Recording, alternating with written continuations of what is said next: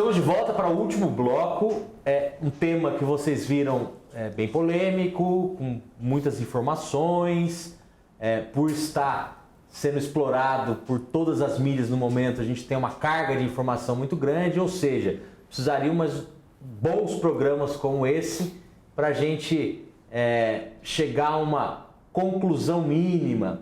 Mas enfim, a gente tem pouco tempo. Eu vou pedir agora para os nossos debatedores aqui se colocarem na posição de um deputado federal. São eles que vão decidir essa questão lá no Congresso e, segundo o presidente, pelos próximos dias.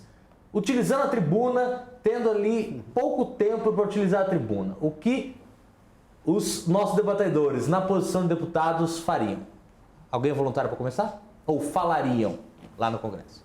Paulo Miranda, que já tem experiência de parlamentar. Ô João, estou aprendendo. João, investir mais na criançada, a própria família, a própria educação, é um conjunto de coisas. Então eu acho que numa situação dessa e num assunto desse toda ajuda é bem-vinda para que a gente tenha um país melhor. Né? Então eu acho que a principal é a criança. Né? Ela não nasce, eu nunca vi nenhuma criança nascer bandido. Ela transforma. Não tem riqueza maior que um país possa preservar do que a sua infância, né? E juventude. Sim, com certeza. Todos os investimentos devem operar nesse sentido. E a gente não vê tanto isso. Quem que é o segundo deputado a ocupar a tribuna da defesa? Eu poderia falar. Doutor. Eu pediria a suspensão da análise da proposta de emenda constitucional ou então a sua rejeição, né? E faria uma proposta ao Congresso que fizesse uma avaliação da conjuntura das medidas em meio aberto, né? Aonde elas existem, se são eficazes, se não são, por que não são. Então que a gente entrasse numa espécie de quarentena para avaliar o sistema socioeducativo existente e aí sim atestar a ineficiência dele se porventura isso vier a ser demonstrado. Nós precisamos fazer essa avaliação por questões econômicas, por questões sociais, que estão sendo esquecidas nessa apressada colocação do projeto. A gente se olhar que estamos aí há 22 anos no Congresso, né, não posso dizer apressada, mas ela é apressada agora, né, porque ela foi retomada do nada e a toca de caixa quer ser colocada em votação e ser decidida. Então, eu faria essa colocação. É preciso fazer uma análise desse sistema socioeducativo para a gente atestar a sua ineficiência, o que não foi feito ainda. Perfeito. Sim. Da mesma forma, na mesma linha do doutor, o ECA ele é elogiado, né, pela sua magnitude. Ele está alinhado com legislações internacionais, só que efetivamente não foi aplicado. Então, essa avaliação da aplicação efetiva do ECA, né, seria interessante. Se nós tivéssemos tem a proposta de emenda de constitucional para redução da maioridade, que essa proposta ela atendesse ou atentasse para casos específicos, para determinados delitos e que de forma muito criteriosa, com a avaliação do Ministério Público, Judiciário e toda uma equipe multidisciplinar, né? Mas caso a caso, sem banalizar uma medida desse tipo, dessa natureza, uma redução dessa natureza. E onde efetivamente vá cumprir essa medida? Onde ele consiga uma ressocialização. Do jeito que está, infelizmente, não consegue, né? A não ser que seja aplicada efetivamente as medidas, sejam aplicadas as medidas socioeducativas em meio aberto. Perfeito. Professora Thaís, o que os deputados escutariam? De mim, eu puxaria a brasa para minha sardinha, né? E falaria que em vez da gente ficar perdendo tanto tempo, né?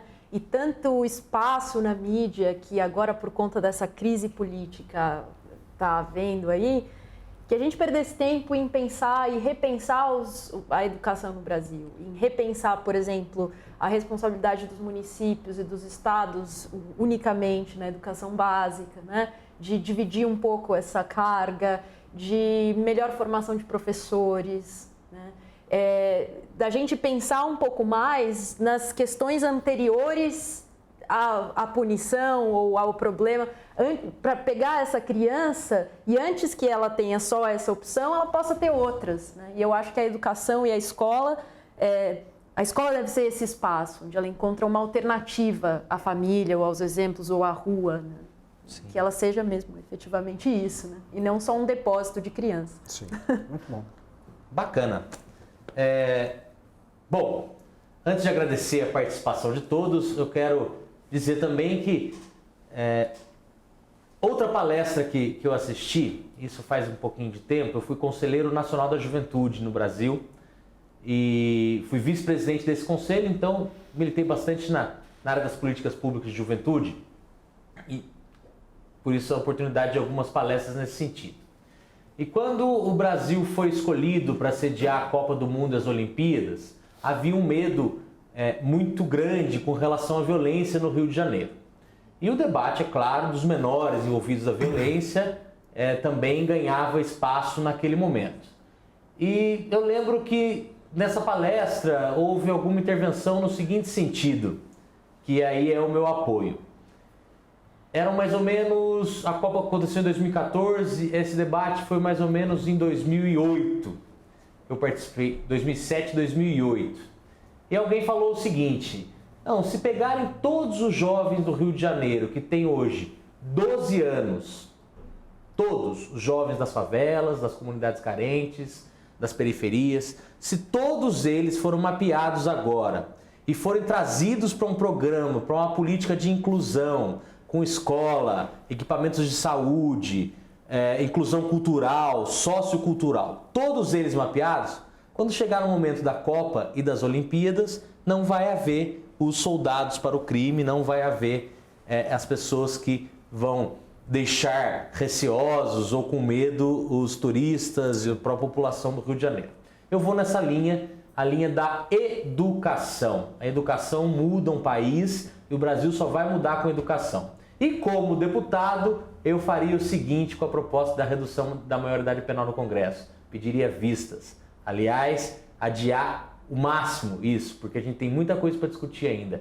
As penitenciárias, a educação, os investimentos nas políticas públicas de juventude. Obrigado, doutor Manuel, Foi um prazer. pela presença, pelo seu tempo cedido. Eu acho que nós enriquecemos bastante esse debate aqui com a sua experiência à frente das varas da Promotoria da Infância e Juventude. Obrigado. Capitão Pereira, obrigado, força aí, conte conosco aqui Sim. da Câmara Municipal. Obrigado por ter enriquecido tanto esse debate, nós seguimos aqui à disposição. Meu companheiro, amigo, colega de Câmara, vereador Paulo Miranda, obrigado também por ter aceitado o convite. O senhor tinha uma outra agenda, um outro compromisso aí, priorizou esse debate tão importante porque viu a importância, sabe da importância. Obrigado também, professora e mestre Thaís Travassos, mestre em língua e literatura, língua portuguesa. Obrigado pela sua presença aqui, por ter aceitado o convite. E você que está em casa, muito obrigado pela atenção, agradeço e siga aqui a TV Câmara, porque a TV Câmara sim tem bom conteúdo para sua formação. Obrigado.